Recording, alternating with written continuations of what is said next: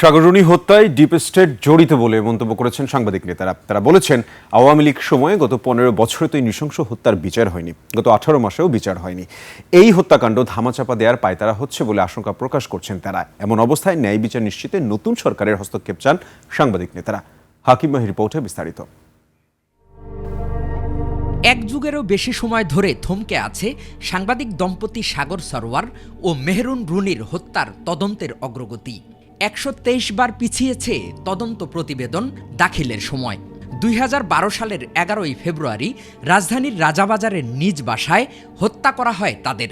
ঘটনার পর তৎকালীন স্বরাষ্ট্রমন্ত্রী 48 ঘন্টার মধ্যে জড়িতদের গ্রেপ্তারের নির্দেশ দিলেও আজও দৃশ্যমান কোনো অগ্রগতি নেই।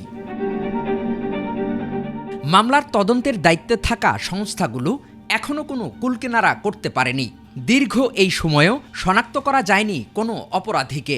সাংবাদিকদের ব্যাপারে কোনো সরকারকে আমরা দেখি না। এমন পরিস্থিতিতে এই হত্যার বিচারের দাবিতে ঢাকার রিপোর্টার্স ইউনিটির সামনে সমাবেশ করেছেন সাংবাদিকরা। এই হত্যার আসলে কি হয়েছিল এবং কারা জড়িত তাদের বিচারের আওতায় আনা। ক্রিমিনাল লতে যারা পারদর্শী তাদেরকে নিয়ে একটি তদন্ত কমিশন গঠনের জন্য ডিআরইউর আমন্ত্রণে এই অনুরোধটা আমি করতে চাই।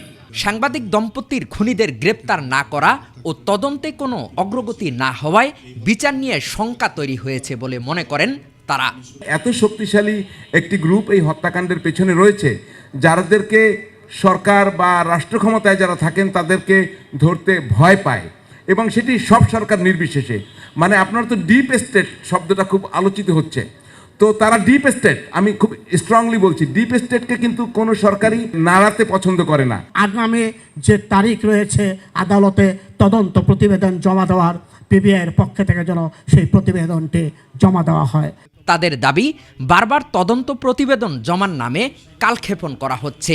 সাংবাদিকের জীবন যখন আপনি নিরাপদ করতে না পারবেন, তখন মাঠের সাংবাদিক যারা কাজ করে তারা দিন শেষে একটু একটু করে সংকুচিত হয়ে যাবে। আমরা বহুত কাকর্তি মিনতি করেছি যে আপনারা এই হত্যাটার বিচার করেন, কেউ করেনি।